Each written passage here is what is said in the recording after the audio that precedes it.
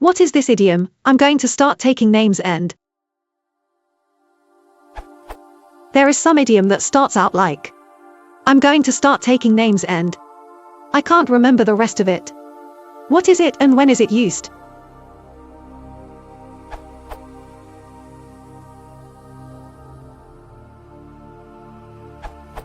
Are you perhaps referring to this? I'm going to start kicking ass and taking names.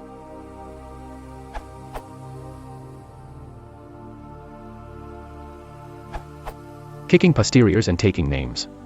The expression, kicking butt/ass and taking names, may go back as far as World War II, although the earliest cited source in J. E. Leiter, Random House Historical Dictionary of American Slang, 1997, is from 1962.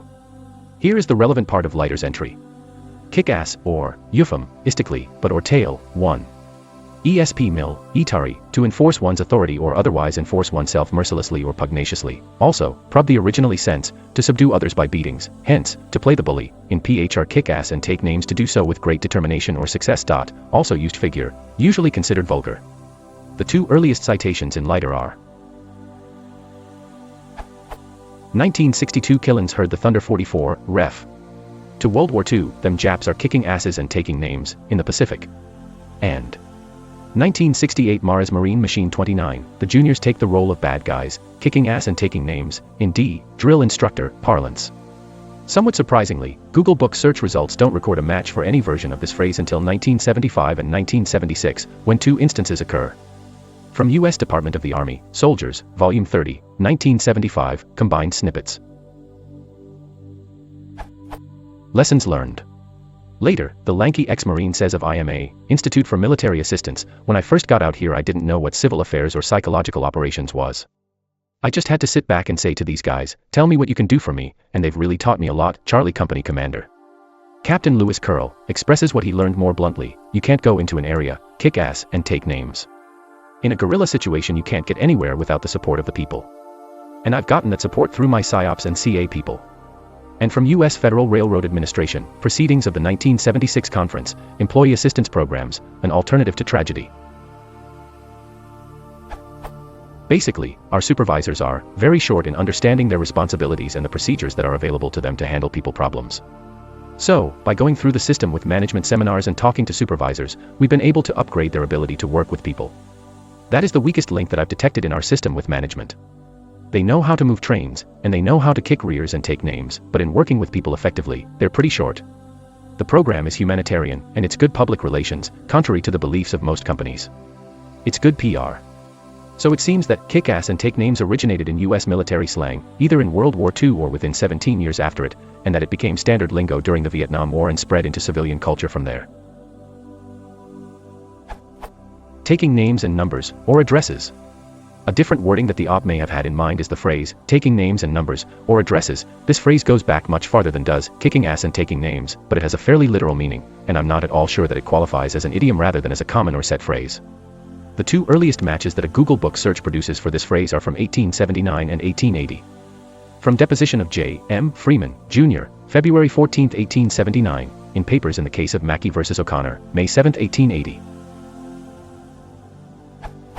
You swear positively that not more than 200 voters cast their ballots at the Palmetto Engine House poll subsequent to your return from the supervisor's office. A. That is my opinion. Q.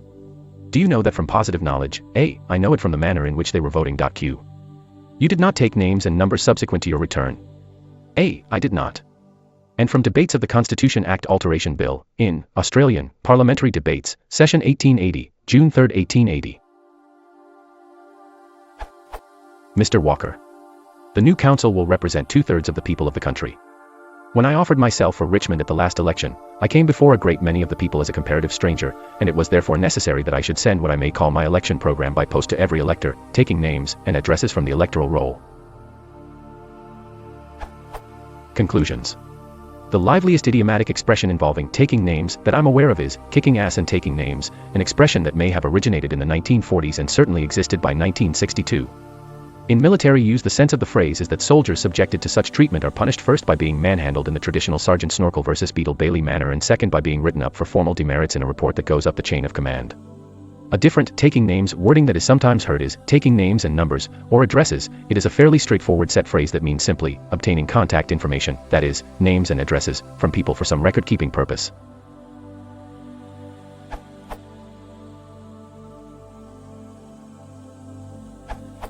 You most likely mean kicking ass and taking names, which means having multiple victories over a number of opponents in quick succession, with a pace showing that this feat is not over yet.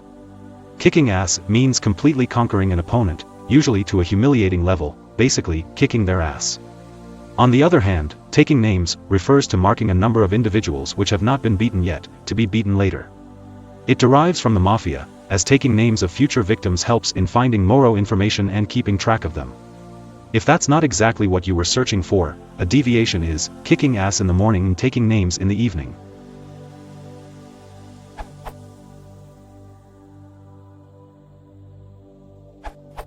This is a military term, specifically Navy, and the exact unit is the Navy Military Police, or Shore Patrol. Origin was based on shore leave.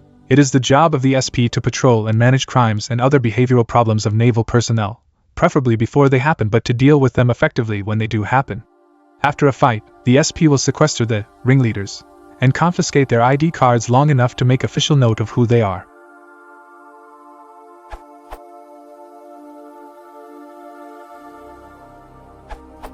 In 1954, a gospel group, the Southern Tones, recorded a song, Must Be Jesus, the admitted inspiration for Ray Charles's I Got a Woman, in which they sing, There's a man going round taking names.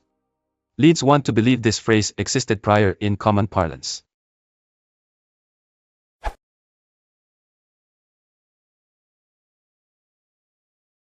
If you want to support the channel, please consider liking and subscribing.